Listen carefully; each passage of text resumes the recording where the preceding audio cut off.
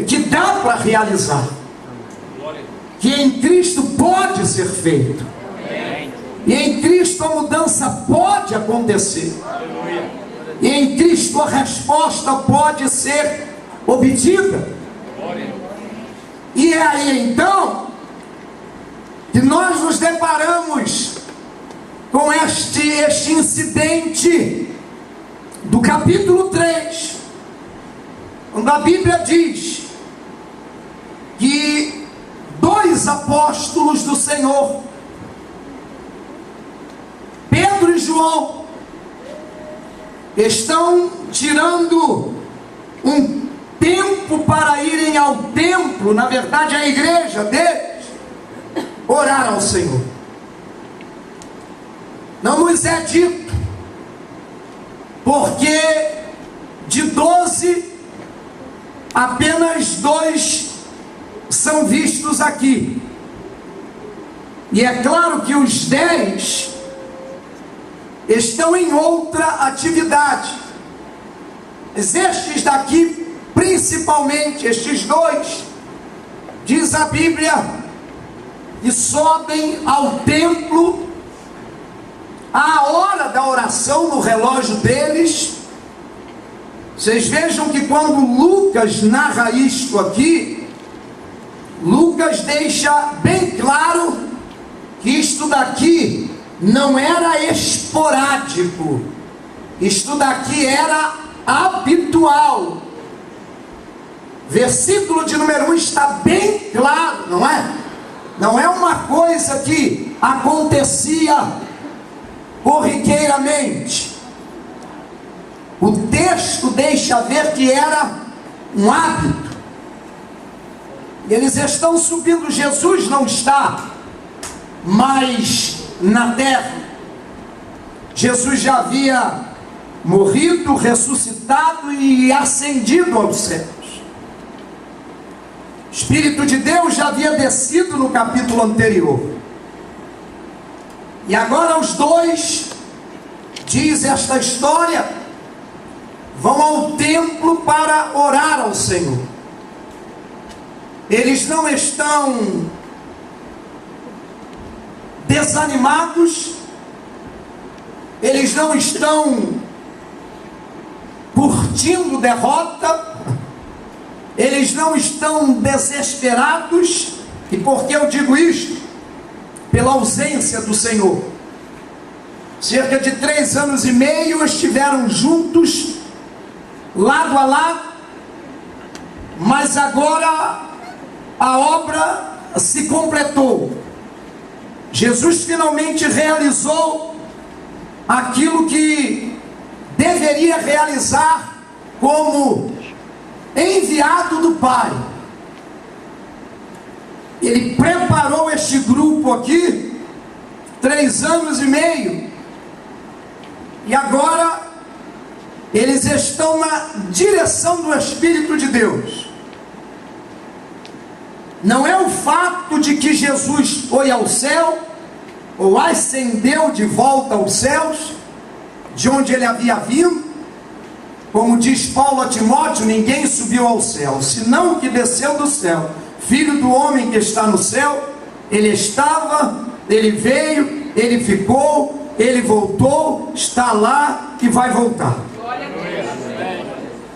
Não é o caso de ver abandono aqui. Diga para quem está ao teu lado: Deus não te abandona. Isso é conversa fiada do diabo. Jesus declarou isto, não é? Capítulo 14 de João, Jesus disse assim: eu não vos deixarei órfãos, voltarei para vós outros. E é claro que este voltarei tem 2 sentidos. Ele voltará mesmo, de novo, ele, Jesus, fisicamente. Mas até que isto aconteça, ele enviou da parte do Pai aquilo que ele foi aqui durante 3 anos e meio. E o que ele foi aqui durante 3 anos e meio? Consolador. Daí, quando ele se refere ao Espírito Santo, ele diz o outro, porque ele também é. Enviarei o outro, porque eu também sou Consolador, para que esteja convosco para sempre o Espírito da verdade, que o mundo não pode receber, porque não vê e nem o conhece, mas vós o conheceis, porque ele habita convosco e estará em vós.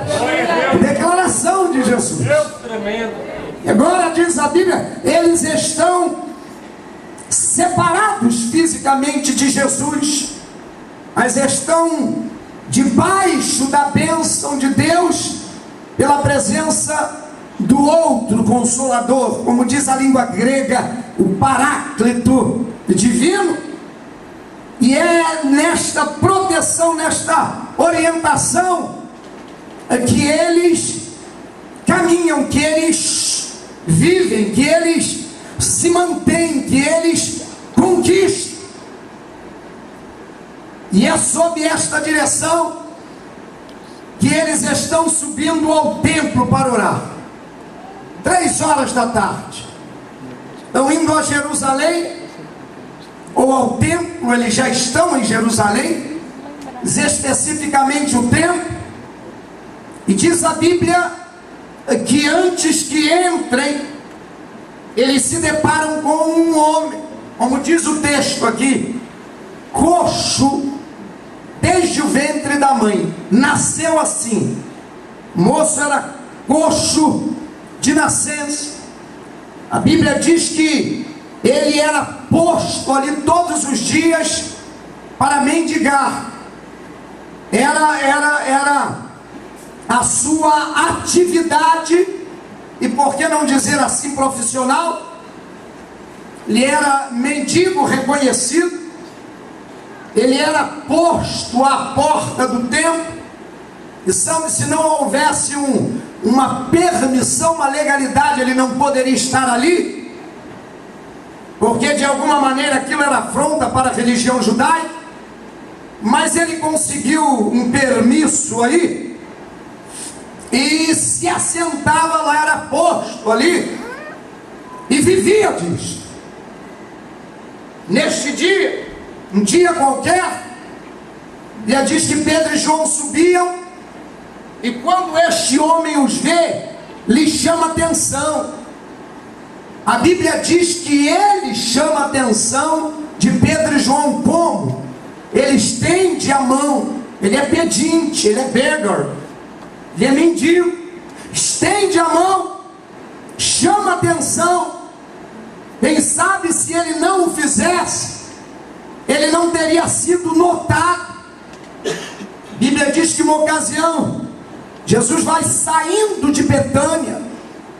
Quando entra em Betânia, tem um encontro com Zaqueu. E ao sair de Betânia, a Bíblia diz que tem um cego famoso naquela região. Seu nome, Bartimeu, filho de Timeu. E a Bíblia diz que ele se informa que Jesus vai passar junto ao caminho onde ele mendigava. E você sabe o que ele fez? A Bíblia diz que ele começou a gritar.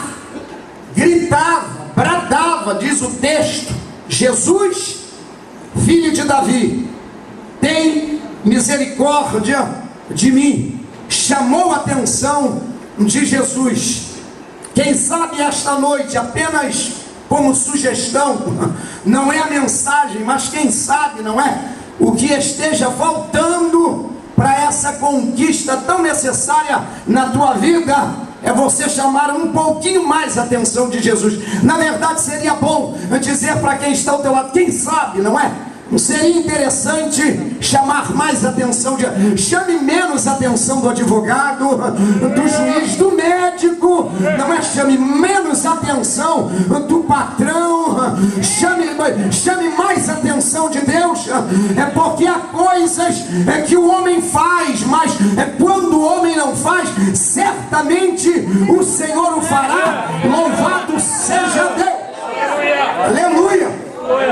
Chamou este paralítico, este coxo, estendeu a mão.